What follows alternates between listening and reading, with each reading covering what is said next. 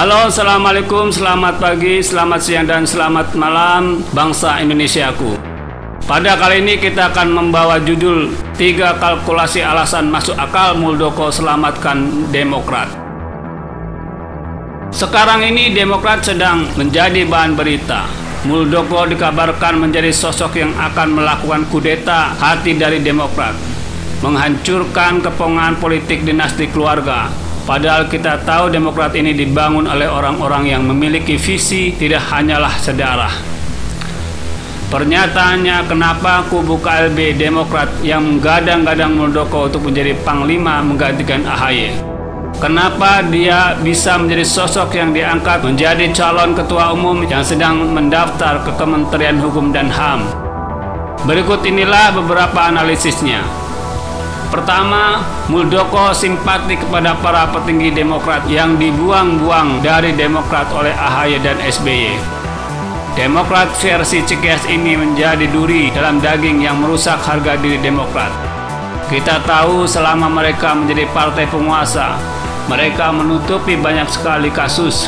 Apalagi di era Demokrat menjadi partai penguasa, Antasari Azhar dijadikan tersangka dan dipenjara belasan tahun. Di era Demokrat menjadi partai penguasa, lewat apa? Lewat kasus cinta segitiga yang sepertinya dikarang-karang. Bahkan saudara dari korban pembunuhan itu mendukung Antasari. Antasari disebut-sebut sebagai korban konspirasi tingkat tinggi pada saat Demokrat berkuasa. Kelihatannya ada yang gerah sehingga Demokrat ini mulai guncang. Beberapa petingginya setelah tidak lagi jadi partai penguasa dipecat-pecat. Ya, dipecat bukan mengundurkan diri. Para petinggi meminta Muldoko gantikan AHY dan SBY dan ia simpati. Muldoko dipercaya bisa mengubah konstelasi politik di tubuh internal Demokrat. Jadi sebenarnya ini tidak ada urusannya dengan Jokowi atau pemerintah. Pemerintah hanya menimbang untuk kubu KLB akan disahkan negara. Yang kedua, Muldoko kelihatannya ingin menembus kesalahannya selama dia menjadi Panglima TNI saat era Demokrat berkuasa. Selama menjadi Panglima TNI, Muldoko sepertinya tidak ada restu dan tidak mendapatkan resmi untuk menghabisi para kaum radikal yang ada di Indonesia. Sepertinya Muldoko tidak bisa menghancurkan FPI dan HTI seperti yang dikerjakan Panglima Hadi Cahyanto hari ini. Kenapa? Karena lampu untuk menghancurkan FPI dan HTI sepertinya masih merah di era Muldoko menjadi Panglima. Kelihatannya Muldoko agak sedih, apalagi melihat dari sepak terjangnya saat ini menjadi kepala KSP. Sangat getol melawan aksi-aksi intoleransi dan radikalisme. Muldoko mendukung habis pemberantasan radikalisme di Indonesia sekarang. Kenapa dia tidak melakukannya saat menjadi Panglima? Kami curiga dia serba sulit di era tersebut. Muldoko sulit sekali menghancurkan radikalisme dan intoleransi di negara ini. Padahal memang tugas Panglima TNI adalah menjaga NKRI dari segala ancaman. Tapi kita tahu di saat yang sama, Panglima TNI juga disumpah untuk mengikuti arahan dan restu dari Panglima tertinggi pada saat itu.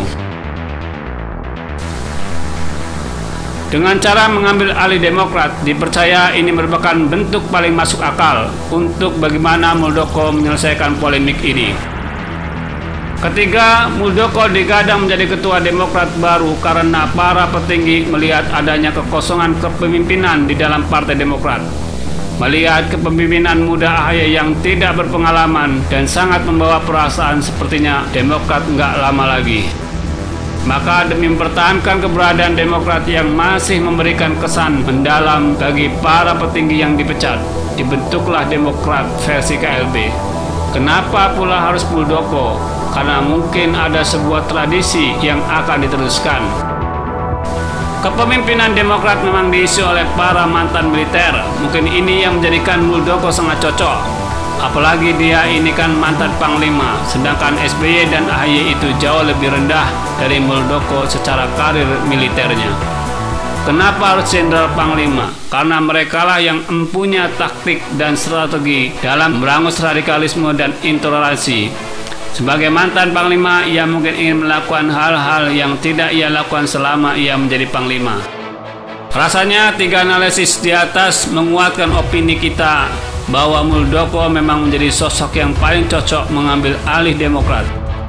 Ya, kalau Jokowi yang mengambil alih Demokrat nanti berabe.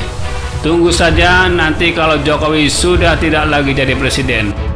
Mungkin dia sendiri yang mendaftarkan diri sebagai Ketua Umum Partai Demokrat ke Kemenkumham dengan Muldoko sebagai wakilnya. Nah, kira-kira bagaimana menurut Anda semua? Silahkan ketik kolom komentar di bawah. Jangan lupa subscribe channel ini. Jangan lupa subscribe channel ini. Jangan lupa subscribe channel ini. Terima kasih. Wassalam.